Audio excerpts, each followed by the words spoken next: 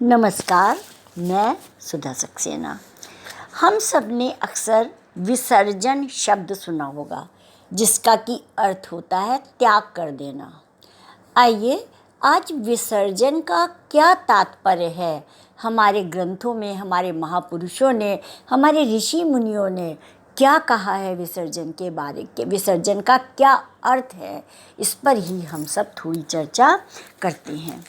खराब आदतों को त्यागना ही विसर्जन है। काम, क्रोध, लोभ, मोह आदि विकार हैं, और जब हम इनका त्याग करते हैं तब यही विसर्जन है। साथ ही जहाँ खुद का ध्यान ना रहे, यानी इस आत्म तत्व की जब हम उस परम तत्व में विलीन कर देते हैं, तब हम स्वयं का विसर्जन करते हैं। कोई भी मनुष्य ना तो संपूर्णतः अच्छा है और ना ही कोई 100% खराब है।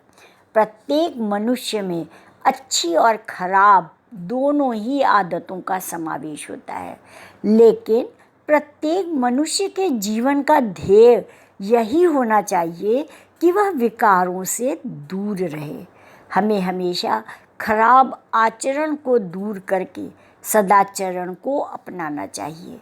बहुत से लोग नए साल में या किसी अन्य विशेष दिवस पर प्रण करते हैं कि वे अपनी समस्त खराब आदतें त्याग देंगे, लेकिन उनका प्रण 2 या 4 दिन में टूट जाता है। इसका कारण उनका मन है, जिसे वे साथ नहीं पाते, और यही मन उन्हें विचलित कर देता है। इसके लिए अपनी इच्छा शक्ति को दृढ़ करना पड़ेगा। उसे मन से दृढ़तापूर्वक यह मानना चाहिए कि निश्चित तौर पर खराब आदतें दूर हो सकती हैं।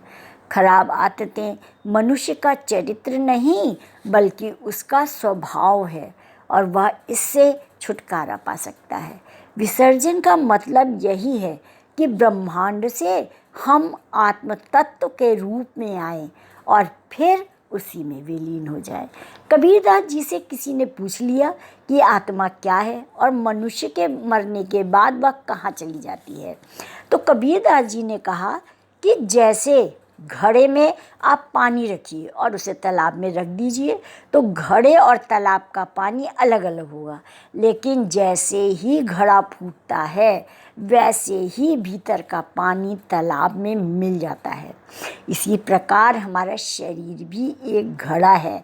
आत्मा इसके अंदर जल के समान है, और जैसे ही वह शरीर से निकलती है तो वह सागर रूपी ब्रह्मांड में मिल जाती है। मनुष्य को सोचना चाहिए कि जो कुछ भी दुनिया में चल रहा है वह सब प्रभु की संरचना है, और इसमें मात्र हम एक खिलौने की भांति हैं।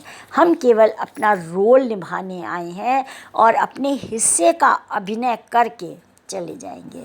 जब आपको हमेशा इस बात का ज्ञान और आभास रहता है कि इस दुनिया में जो कुछ भी है वह परिवर्तनशील है, धोखा है, और इसमें कुछ भी शाश्वत नहीं है तथा सभी कुछ अस्थायी है, तभी मनुष्य स्वयं को विसर्जित कर पाता है।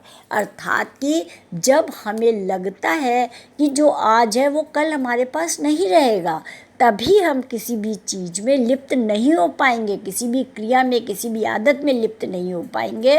और यदि अपनी बुरी आदतों के हानि लाभ को भी सोच लेंगे, दृढ़ संकल्प हो जाएंगे, तो निश्चित रूप से हम अपनी बुरी आदतों को त्याग पाएंगे।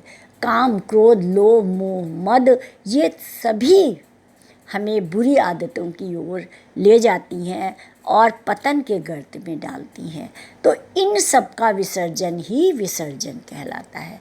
तो आज इतना ही। आप सब ने मेरे चैनल को लाइक और सब्सक्राइब किया, उसके लिए आप सबका अत्यंत धन्यवाद।